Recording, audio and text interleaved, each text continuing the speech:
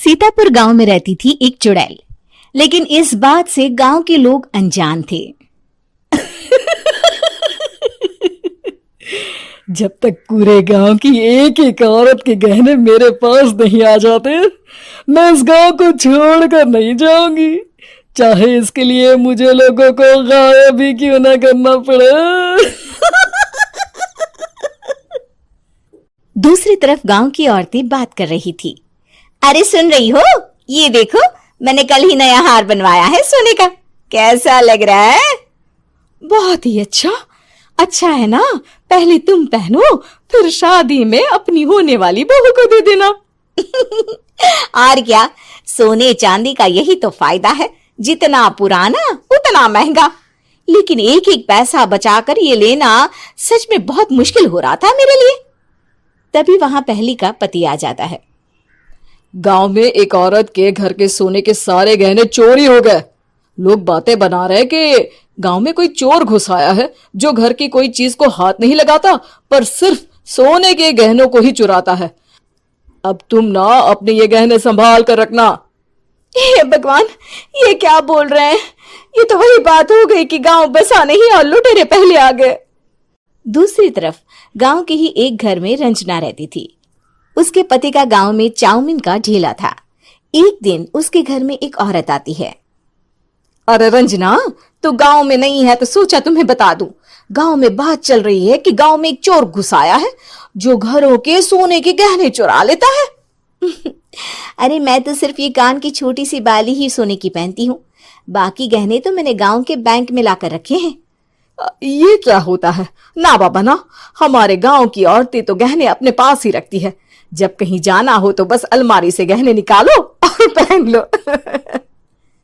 दूसरी तरफ एक औरत हाथ में टोटके वाली छोटी सी गुड़िया लेकर घर में चली आती है। अरे कोई है? घर की औरत है क्या? क्या है ये गुड़िया? ये कोई ऐसी वैसी गुड़िया नहीं है, ये जादुई गुड़िया है। इसको घर की अलमारी में रखना। अगर तुम्हारे घर पर किसी की बुरी नजर होगी तो रात भर में ये पतली सी गुड़िया मोटी हो जाएगी। मैं कल आकर ये गुड़िया ले जाऊंगी और तुम्हारे घर की सारी बुरी नजर छूट जाएगी, समझी? अरे वाह, ये तो बहुत कमाल की गुड़िया है, दे दो। कितने की है एक? अरे नहीं नहीं नहीं, ये फ्री की है।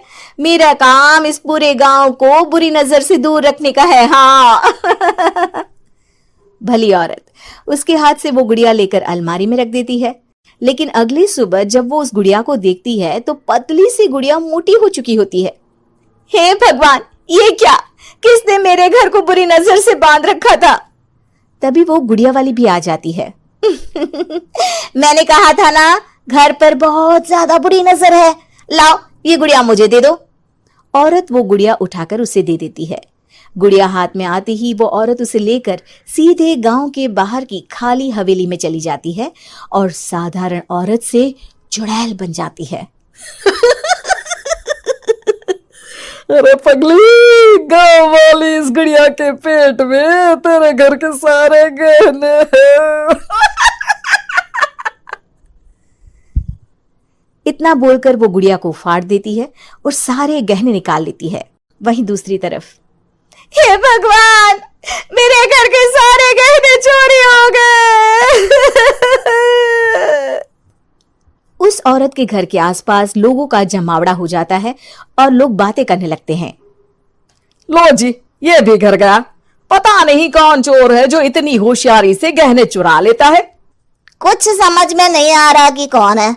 लोग तो घर से कहीं जाते भी नहीं है, न ताला लगे न घर खाली हो, फिर भी रातों रात गहने चोरी हो जाते हैं। अरे हम तो कहते हैं लोगों को बारी बारी चौकीदारी करनी चाहिए, चोर को तो पूरे गांव वाले मिलकर पकड़ ही लेंगे। लोग बारी बारी घरों की चौकीदारी भी करते हैं, लेकिन चोरी होने का सिलसिला रुकता ही नहीं। फिर एक दिन रंजना के पड़ोस से भी रोने की आवाज आती है। अरे आज ही घर की बुरी नजर उतरी और आज ही सारे गहने भी चोरी हो गए। कैसी बुरी नजर? क्या हुआ था? तभी वहां उस औरत का पति भी आ जाता है जिसके घर में गहनों की चोरी हुई थी। हाँ, मेरी बीवी ने भी किसी गुड़िया को घर में बुरी नजर उतारने के लिए रखा था, लेकिन अगले दिन गहने चोरी हो गए। अब रंजना को कुछ कुछ बात समझ में आ जाती है। वो गांव वालों से कहती है, देखिए अब आप लोग चिंता ना करें, जल्द ही चोर पकड़ा जाएगा। उस नजर उतारने वाली गुड़िया को आज मेरे घर कोई भेज देना। फिर क्या था, चुड़ैल को लोग रंजना के घर भेजते हैं। पहली बार देखा है कोई खुद लुटने को तैयार बैठा है। तो तू है जिसे घर की बुरी नजर उतारनी है? ये ले गुड़िया, ये सुबह तक मोटी हो गई तो समझो तुमको और तुम्हारे घर वालों को नजर लगी है। हाँ हाँ, मैंने काफी सुना है। तुम ये गुड़िया मेरे घर छोड़ देना। अरे क्यों नहीं, कल सुबह आऊंगी जब गुड़िया तुम्हारे घर की सारी बुरी नजर लेकर मोटी हो जाएगी, ठीक है? अब क्या था, रात को रंजना ने पूरी नजर गुड़िया पर रखी। वो अपने पति और गांव के कुछ लोगों को घर की खिड़की से घर के अंदर नजर रखने को कह देती है, और फिर जो नजारा सब देखते हैं वो हैरान करने वाला होता है। गुड़िया धीरे से अलमारी खोलकर बाहर आती है। अलमारी के सारे गहने लेकर घर में जहां जहां गहने होते हैं वो लेकर अपने मुंह से खा जाती है। वो जितने गहने खाती उतनी ही मोटी हो जाती और फिर अलमारी में बंद हो जाती है। गांव वाले डर के मारे वहीं बेहोश हो जाते हैं।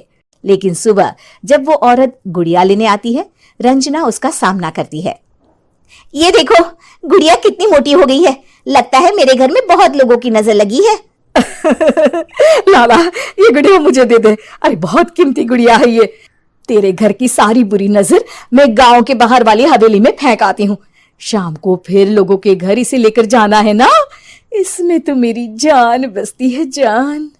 रंजना गुड़िया को चुड़ैल की तरफ बढ़ा देती है, लेकिन फिर वापस ले लेती है और गुड़िया के हाथ मोड़ देती है। जैसे ही गुड़िया के हाथ मोड़ती है, चुड़ैल का हाथ भी मुड़ जाता है। अच्छा, तो ये वो गुड़िया है जिसमें तुम्हारी जान बसती है। अब सुन चुड़ैल, तेरी सारी हकीकत सबके सामने आ गई है।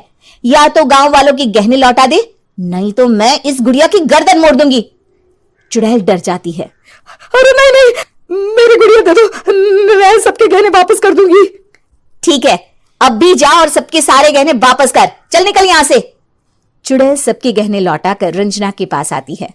ला दे मेरी गुड़िया रंजना, इसके अंदर के गहने निकाल ले, लेकिन ये गुड़िया वापस दे दे। लेकिन रंजना जानती थी कि जैसे ही गुड़िया चुड़ैल को देगी उसकी शक्ति वापस आ जाएगी। चुड़ैल, तू तो चुड़ैल ही रहेगी, ये मैं जानती हूँ। अरे नहीं नहीं नहीं, मैं गांव छोड़कर चली जाऊंगी, किसी को परेशान नहीं करूंगी, वादा करती हूँ मैं। लेकिन रंजना उसकी एक बात नहीं सुनती और गुड़िया का सर उसके शरीर से अलग कर देती है। चुड़ैल सर अलग होती ही गायब हो जाती है। गांव वाले रंजना के साहस और बुद्धि की खूब प्रशंसा